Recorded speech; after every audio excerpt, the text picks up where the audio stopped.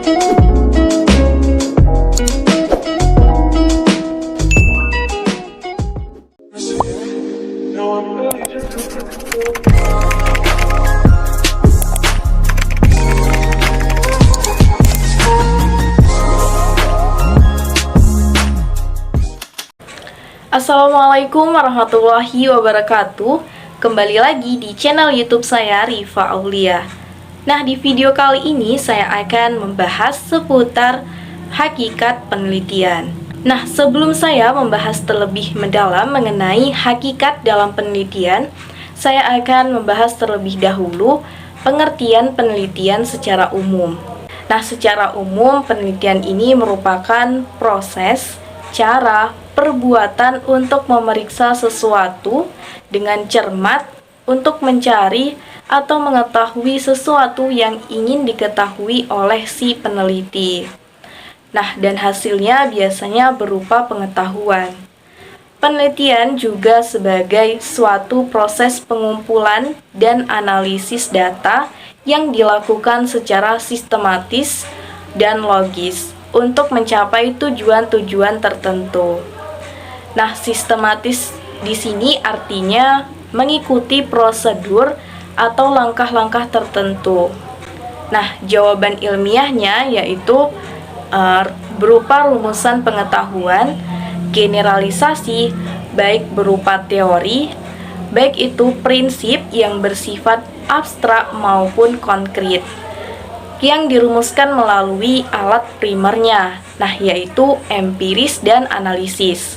Penelitian itu juga bekerja atas dasar asumsi, teknik, dan metode. Nah, selanjutnya yaitu metodologi penelitian. Nah, metodologi penelitian ini merupakan suatu cara atau teknik yang disusun secara teratur, digunakan oleh seorang peneliti untuk mengumpulkan data atau informasi dalam melakukan suatu penelitian yang disesuaikan dengan subjek atau objek dari penelitian yang ditelitinya. Nah, cara-cara dalam melakukan suatu penelitian itu biasanya mencakup kegiatan-kegiatan berupa mencari, mencatat, merumuskan, menganalisis, hingga menyusun laporannya.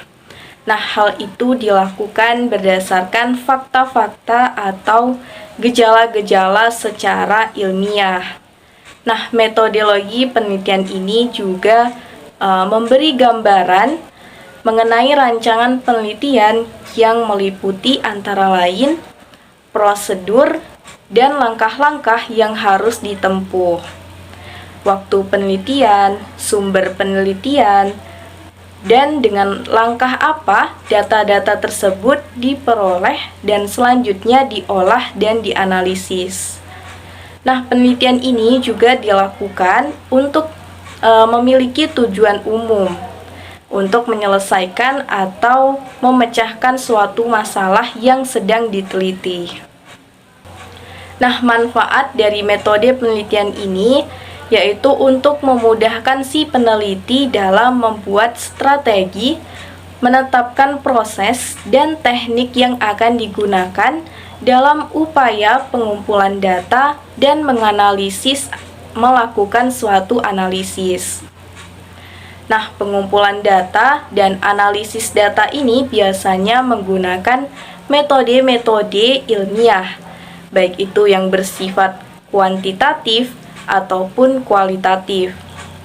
Nah, penelitian merupakan suatu upaya untuk mengembangkan pengetahuan, mengembangkan dan menguji teori. Nah, baiklah, selanjutnya saya akan menjelaskan mengenai hakikat dari sebuah penelitian itu sendiri. Nah, secara ilmiah, penelitian itu dikategorikan menjadi 3. Yang pertama yaitu penelitian yang berasal dari suatu teori yang diuji. Nah, di sini artinya di mana si peneliti akan memastikan sesuai dengan teori yang digunakan atau tidak. Nah, penelitian ini juga menggunakan penelitian kuantitatif. Metode penelitian kuantitatif ini sendiri merupakan sebuah metode penelitian yang menggunakan data yang berupa angka, dan proses penelitian itu ditekankan pada hasil pengukuran yang objektif menggunakan analisis statistik. Nah, biasanya di mana penelitian ini fokus pada metode pengumpulan data dan melakukan generalisasi untuk menjelaskan suatu fenomena khusus yang dialami oleh populasi. Nah, sebagai contohnya dapat kita lihat dari seseorang yang meneliti mengenai hubungan antara tempat tinggal dengan pendapatan. Nah, yang kedua yaitu penelitian yang tidak banyak teori. Nah, penelitian jenis ini biasanya disebut dengan penelitian kualitatif. Penelitian ini mengacu pada teori yang ada dan dilengkapi dengan hasil penelitian. Dalam hal ini, teori bukanlah sebagai patokan utama dalam membuat suatu penelitian, namun hanya sebagai pedoman bagi para si peneliti. Nah, metode penelitian kualitatif ini merupakan sebuah metode penelitian yang bersifat deskriptif. Nah, di mana si peneliti akan fokus pada pemahaman yang mendalam tentang suatu permasalahan yang ditelitinya. Nah, metode penelitian kualitatif ini juga lebih menekankan pada kualitas mengenai gambaran yang jelas. Nah, tak hanya itu, dengan fakta yang ada di lapangan, si peneliti juga dapat lebih banyak menganalisis dari objek yang ditelitinya. Nah, yang ketiga yaitu penelitian yang tidak berasal dari teori. Penelitian ini biasanya berbentuk dokumentasi. Dalam penelitian ini tidak adanya teori, namun berasal dari apa yang terjadi di lapangan. Nah, inilah yang menjadi acuannya. Nah, penelitian ini juga dilakukan dengan memvalidasi data berdasarkan kebenarannya sesuai dengan fakta yang terjadi di lapangan. Nah, penelitian ini juga dilakukan dengan survei lokasi terlebih dahulu. Penelitian ini juga menggabungkan bentuk penelitian kualitatif dengan penelitian kuantitatif. Nah, penelitian ini juga merupakan sebuah penelitian survei. Nah, apa itu penelitian survei? Penelitian survei ini merupakan penelitian yang dilakukan pada populasi besar maupun kecil. Namun, data yang dipelajarinya adalah data dari sampel yang diambil dari populasi tersebut, sehingga ditemukan kejadian-kejadian yang relatif distribusi dan memiliki hubungan antar variabelnya. Nah, penelitian survei ini juga dapat dicontohkan sebagai berikut. Misalnya, adanya suatu penelitian mengenai kendala apa yang dihadapi oleh guru SMA di Kota Bandar Lampung dalam menerapkan pembelajaran berbasis kurikulum 2013. Nah, disinilah kita dapat kemudian membuat angket yang berisi pertanyaan yang akan diajukan kepada guru sebagai sampel penelitian kita. Nah, penelitian ini biasanya menggunakan bentuk penelitian dengan pengumpulan data grounded. Nah, penelitian grounded ini merupakan jenis penelitian kualitatif yang fokus untuk menemukan teori baru yang berasal dari grounded pada data yang ada di lapangan. Oleh karena itulah penelitian yang menggunakan jenis penelitian grounded ini tidak menggunakan konsep atau teori yang sudah ditemukan oleh para ilmuwan lainnya, yang digunakan sebagai rujukan untuk sumber pendukung dari penelitian yang dia lakukan. Nah, contoh penelitian grounded ini misalnya si peneliti mempelajari tentang tindakan dan interaksi kehidupan sosial yang terjadi sebagai acuannya bagi penelitiannya. Nah, selanjutnya yaitu bagi guru sendiri tentunya ada juga penelitian yang dilakukan untuk perbaikan-perbaikan dalam bidang pelajaran. Nah, di sini penelitian ini disebut dengan penelitian tindakan kelas atau PTK. Penelitian ini biasanya dilakukan oleh para guru kelas yang tujuannya untuk merubah sistem pembelajaran di kelas yang belum tercapai suatu pembelajaran tersebut dengan baik, sehingga guru kelas melakukan penelitian tindakan kelas tersebut. Nah, selanjutnya yaitu apa langkah-langkah yang dilakukan dalam penelitian. Dalam suatu penelitian ilmiah tentunya ada langkah-langkah yang harus ditempuh oleh si peneliti dalam melakukan penelitiannya. Nah, yang pertama yaitu si peneliti harus menetapkan masalah atau kasus dari penelitiannya. Yang kedua, si peneliti harus mengkaji teori dan temuan penelitian sebelumnya yang relevan dengan penelitian yang akan dia lakukan. Nah, yang ketiga yaitu merumuskan hipotesis. Yang keempat, mengidentifikasi variabel-variabel dalam penelitian.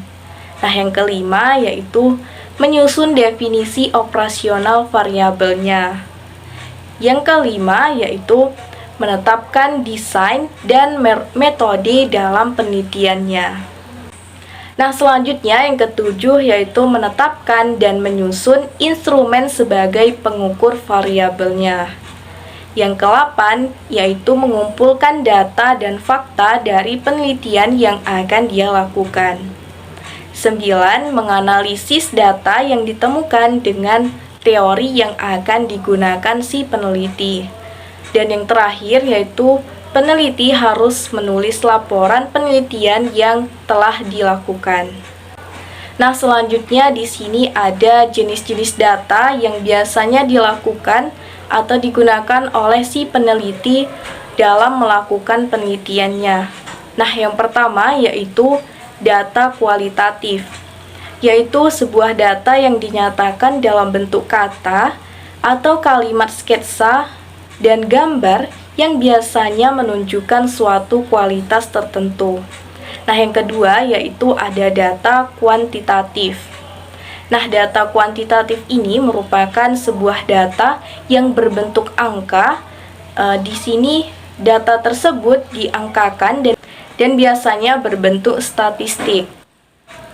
Nah, selanjutnya ada data diskrit atau data nominal. Nah, di sini data tersebut digolongkan secara terpisah, secara diskrit atau dikategorikan. Nah, selanjutnya yang keempat yaitu ada data kontinum. Data kontinum ini merupakan data yang bervariasi menurut tingkatan dan diperoleh dari hasil dalam pengukuran penelitian tersebut. Yang kelima ada ordinal, yaitu data yang berbentuk ranking atau peringkat. Yang keenam ada interval, yaitu sebuah data yang memiliki jarak yang sama tetapi tidak mempunyai nilai 0 atau mutlak. Nah, selanjutnya yang ketujuh yaitu rasio. Rasio ini merupakan data yang memiliki jarak yang sama. Nah, yang terakhir yaitu variabel. Nah, variabel itu sendiri merupakan objek yang mempunyai variasi antara satu orang dengan orang lain, antara satu objek dengan objek lain, atau kegiatan tertentu yang memiliki variasi tentunya ditetapkan oleh si peneliti untuk dipelajari dan ditarik kesimpulannya. Nah, jenis-jenis variabel ini tentunya dapat dibedakan menjadi variabel independen, variabel bebas, variabel dependen atau variabel terikat, variabel moderator, variabel intervening, dan variabel kontrol. Nah, baiklah teman-teman, selanjutnya data penelitian yang biasanya dihasilkan itu harus memiliki kriteria yaitu valid, reliable, dan objektif. Nah, dikatakan valid apabila data tersebut sudah sesuai antara data yang sesungguhnya terjadi pada objek yang diteliti dengan data yang diperoleh oleh si peneliti. Nah, biasanya untuk memperoleh data yang valid itu biasanya sangat sulit dilakukan oleh si peneliti. Nah, oleh karena itulah data yang sudah terkumpul sebelumnya itu harus diketahui validitasnya terlebih dahulu. Nah, kemudian akan dilakukan pengujian reliabilitas dan objektivitasnya. Data yang reliable dan objektif biasanya akan valid. Nah, sebaliknya data yang valid pasti reliable dan objektif. Nah, begitulah data yang akan disajikan dalam sebuah penelitian yang akan diteliti oleh si peneliti. Nah, baiklah teman-teman, itulah tadi penjelasan saya mengenai hakikat dalam sebuah penelitian. Nah, semoga dapat bermanfaat dan sekian, terima kasih. Wassalamualaikum warahmatullahi wabarakatuh.